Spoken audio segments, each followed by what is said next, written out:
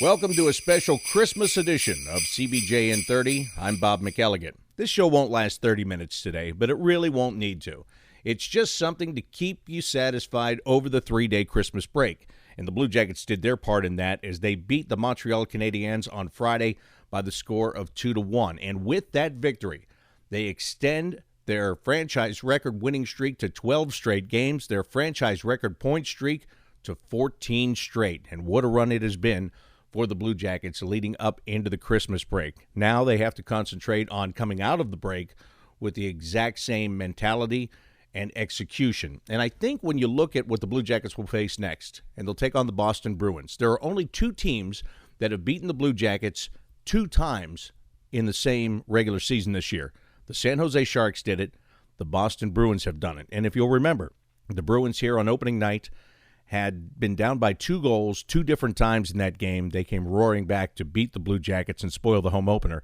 Then when the Blue Jackets went to Boston, Sergei Bobrovsky got pulled from the game because the Boston Bruins scored early and often, and McElligott came in, took over, did a great job in relief, but by that time it was too little too late. So the Boston Bruins, one of 2 teams that have had the number of the Blue Jackets this season. And I think, to me, that's why that's not a bad opponent to come out of the Christmas break against, because you want to continue to do what you did leading into the break, and now you've got a team that has beaten you twice, which almost nobody has done, and you get the last kick at the can at the Boston Bruins. They only play them 3 times this year, so this is the last chance if they want to get a victory over the Bruins.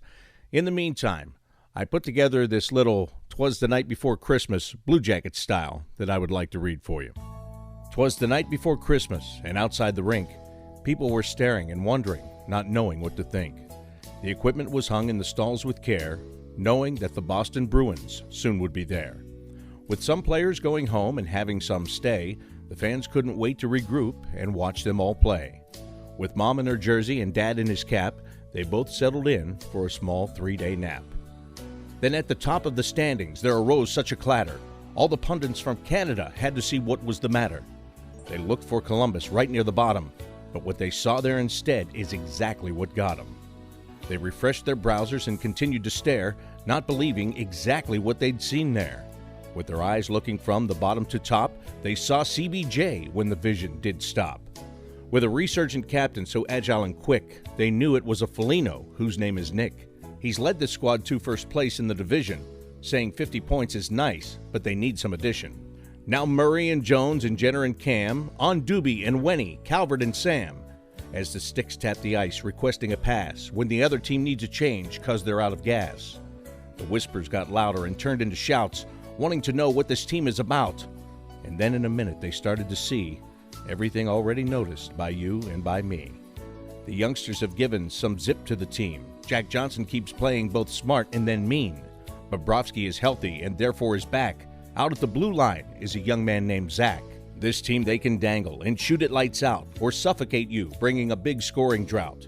They all skate together, and you cannot break them. The points they hold sacred and won't let you take them. They lost 2 games at the start of the season. Since then, through the schedule, they've simply been breezing, knocking off teams every night as they go, putting together 12 wins in a row. There aren't many words as they go straight to work. Having the top power play is also a perk. They slide the puck over the top of the crease, then hammer it into the net like a beast. The final horn sounds, and it's time for a hug. The players all have a smile on their mug. Everyone is so happy, and everything's right. Merry Christmas to all, and to all, a good night. So I hope you enjoyed that, and that'll take you through the 3-day Christmas break. I also want to remind you that Blue Jackets head coach John Tortorella has a rescue dog that he is looking for a home for. We already had one dog get a home, thanks to our listener, Justin Needham. Also a big thanks to Mark Shagg from the Hockey Writers. Mark wrote an article after I had done an interview with Torts about the dogs that he was looking for homes for. Justin Needham then got a hold of us, and Justin just adopted Diamond this past week. So now there is one more dog that the Tortorellas have at their home that they are looking to find a home for, and here is John Tortorella talking about that dog. It's Callie, 40-pounder brindle pit, fantastic dog. Little reactive with toys. We have a little work. It needs to be a a single pet owner, because we just don't know what's past, because these dogs are dropped off at the shelter and no one knows their past. Wonderful animal, beautiful brindle. We're looking for an owner there too. You came through for us with some of your work on the radio. Contact Bob. Bobby will contact me, and we'll see if it works. Again, you can contact me through Twitter at BobbyMacSports. I'll get you in touch with John Tortorella, and then he and his family can figure out if Callie is a good match for you and your family. Right now, I'd just like to take a minute to wish you all a very Merry Christmas. Be safe out there. I know many of you will be traveling, as will I, so be careful on the roads. And I look forward to talking to you again on Tuesday. That's when I'll have the next edition of CBJ in 30. It'll be a game day edition when the Blue Jackets get ready to take on the Boston Bruins. Until then, I'm Bob McElligott.